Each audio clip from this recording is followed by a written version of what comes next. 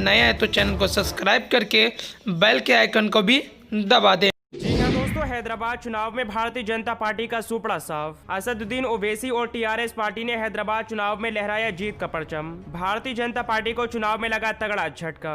अगर आप भी गोदी मीडिया का विरोध करते हैं तो लाइक कीजिए इस वीडियो को, चैनल को सब्सक्राइब करने के बाद घंटी बजाना बिल्कुल ना भूलें। दरअसल आज हैदराबाद चुनाव के नतीजे सामने आ रहे हैं और इन चुनावों में भारतीय जनता पार्टी को बड़ा झटका लगा है। हैदराबाद में 150 सीटों पर मतदान हुआ और अब 150 सीटों के नतीजे सामने आ चुके हैं। चुनाव आयोग के रुझानों के मुताबिक इस वक्त टीआरएस पार्टी ने 150 सीटों में से 67 सीटों पर अपना कब्जा कर लिया है, तो वहीं असदुद्दीन ओवैसी की पार्टी एआईएमआईएम पार्टी ने 150 सीटों में से 43 सीटों पर अपना दबदबा बना लिया है। और ऐसे में देखा जाए तो भारतीय जनता पार्टी ने हैदराबाद के चुनावों को जीतने के लिए अपनी पूरी ताकत झोंक दी थी। उत्तर प्रदेश के मुख्यमंत्री योगी आदित्यनाथ भी चुनाव जीतने के लिए हैदराबाद गए थे और उन्होंने भी प्रचार किया था। इसके अलावा भारतीय जनता पार्टी के राष्ट्रीय अध्यक्ष जेपी नड्डा भी हैदराबाद पहुंचे थे, उन्होंने भी भारतीय जनता पार्टी को चुनाव जिताने के लिए प्रचार किया था। यहां तक कि खुद गृह मंत्री अमित शाह भी हैदराबाद पहुंचे थे और उन्होंने जमकर प्रचार किया था। लेकिन इसके बाद भी भारतीय जनता पार्टी को हैदराबाद के चुनावों में करारी हार का सामना करना पड़ा। भारतीय जनता पार्टी को हैदराबाद के चुनावों में 150 सीटों में से सिर्फ 38 सीटों पर कब्जा किया है और कांग्रेस पार्टी को हैदराबाद के चुनावों में सिर्फ 2 सीटें हासिल हुई हैं। देखा जाए तो भारतीय जनता पार्टी दुनिया की सबसे बड़ी पार्टी है, लेकिन इसके बाद भी भारतीय जनता पार्टी को हैदराबाद में करारी हार का सामना करना पड़ा, क्योंकि भारतीय जनता पार्टी ने हैदराबाद चुनाव विकास पर नहीं लड़ा बल्कि धर्म के नाम पर लड़ा था। मुख्यमंत्री योगी आदित्यनाथ का कहना था कि अगर हैदराबाद में हमारी सरकार बनती है तो वे हैदराबाद का नाम बदल देंगे। इसके अलावा भारतीय जनता पार्टी के नेताओं ने भी विवादित बयान दिए थे और इनका पलटवार असदुद्दीन ओवैसी ने भी किया था।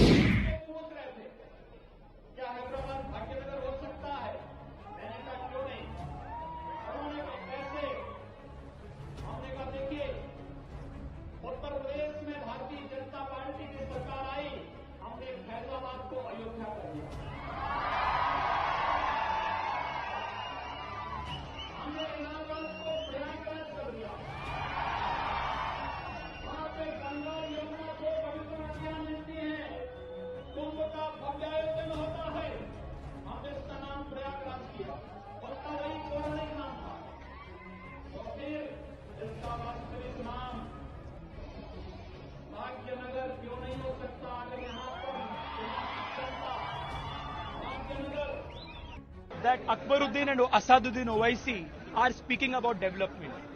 They did not let metro come inside old Hyderabad. They have not let any development come inside old Hyderabad. They have not let new infrastructure projects come inside old Hyderabad. The only thing that they have allowed inside old Hyderabad is Rohingya Muslims. So they have no right to speak about development. The party which says give us 15 minutes and we will show Hindus their place. आप तरह का नाम बदल देंगे, हर जगह नाम बदल देंगे। अरे तुम्हारा नाम बदल जाएगा पर हैदराबाद का नाम नहीं बदलेगा इंशाअल्लाह।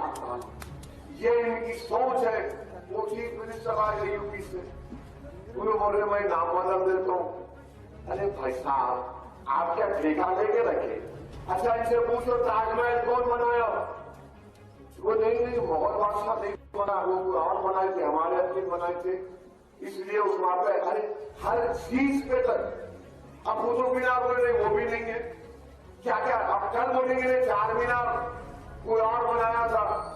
अरे 4 मीनार को आरे कल आए तो देखो कितना खूबसूरत 4 मीनार, देखो कैसा उसके 4 मीनारे हैं, कितनी खूबसूरत इमारत है, इतना सुकून है वहां पे। मर नहीं कोई बोलता मैं सिरे पे अपना झंडा लहराऊंगा। अरे झंडा क्या लहराएंगे? जो किला हमारा है वो सियासी किला हमारा है, वहां पे तिरंगा लगा हुआ है। इससे बड़ा झंडा कौन सा है तुम्हारे पास? ना तुम्हारा झंडा लगेगा ना तुम्हारा झंडा चलेगा। यहाँ पर मंजिल की और रहेगी। इसके अलावा कई भारतीय जनता पार्टी के नेताओं ने चुनाव जीतने के लिए उल्टे सीधे बयान दिए थे, लेकिन विकास, रोजगार, अर्थव्यवस्था पर कोई बयान नहीं दिया। इसी वजह से भारतीय जनता पार्टी को हैदराबाद के चुनावों में करारी हार का सामना करना पड़ा है। और ऐसे में हैदराबाद के चुनावों में टीआरएस पार्टी और असदुद्दीन ओवैसी की पार्टी ने जीत का परचम लहराया है और वहीं भारतीय जनता पार्टी को करारी हार का सामना करना पड़ा। बढ़ते हैं अगली खबर की तरफ, जहां किसानों के समर्थन में आरजेडी। दरअसल बिहार के सियासी गलियारों से बड़ी खबर निकलकर सामने आई है। दिल्ली बॉर्डर पर किसान आंदोलन के समर्थन में आरजेडी यानी कि राष्ट्रीय जनता दल भी कूद पड़ी है। आरजेडी ने ऐलान कर दिया है कि किसानों के आंदोलन को लेकर बिहार से भी उनका साथ दिया जाएगा। इसके लिए तेजस्वी यादव ने रणनीति का पूरी तरीके से खुलासा कर दिया है। बिहार के नेता तेजस्वी यादव कल यानी 5 दिसंबर को किसानों के समर्थन में धरने पर बैठेंगे। आरजेडी की तरफ से बताया गया है कि जन विरोधी कृषि कानून के खिलाफ नेता प्रतिपक्ष तेजस्वी यादव के नेतृत्व में कल 5 दिसंबर 2020 को 10 बजे पटना में गांधी के मैदान में गांधी जी के प्रतिमा के सामने धरना दिया जाएगा।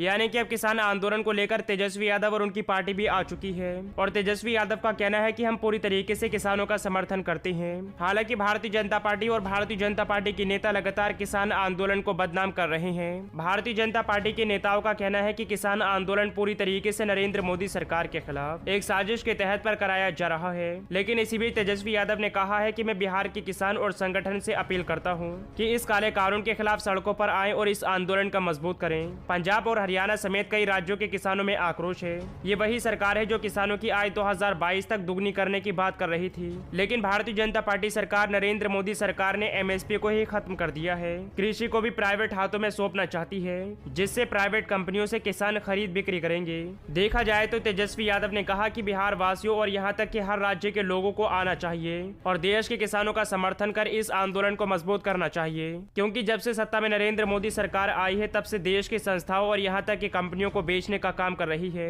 इसके अलावा देश के कई एयरपोर्ट को भी बेच दिए हैं। लेकिन अब नरेंद्र मोदी सरकार कृषि को भी प्राइवेट हाथों में सौंपना चाहती है। इसी वजह से देश के किसान आंदोलन कर रहे हैं। नरेंद्र मोदी सरकार के इस काले कानून को लेकर चेतावनी दे रहे हैं। बढ़ते हैं अगली खबर की तरफ, जहां राहुल गांधी पर शरद पवार का बड़ा बयान। कहा, राहुल गांधी में लगती है निरंतरता की कमी। दरअसल राष्ट्रवादी कांग्रेस पार्टी यानी कि एनसीपी के प्रमुख शरद पवार ने कांग्रेस नेता राहुल गांधी को लेकर एक बड़ा बयान दिया है। उन्होंने कहा है कि राहुल गांधी में एक राष्ट्रीय नेता के रूप में, हालांकि इसके साथ ही उन्होंने राहुल गांधी पर बराक ओबामा की टिप्पणियों को लेकर आपत्ति जताई है और जमकर फटकार लगाई है।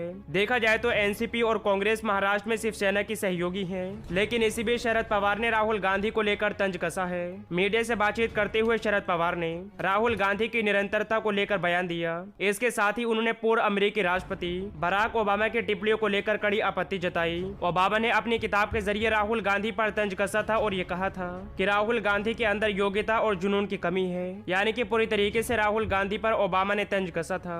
लेकिन इसी बीच शरद पवार ने राहुल गांधी को कहा कि राहुल गांधी के अंदर निरंतरता की कमी है। हालांकि शरद पवार ने बराक ओबामा की टिप्पणियों को लेकर जमकर फटकार लगाई है।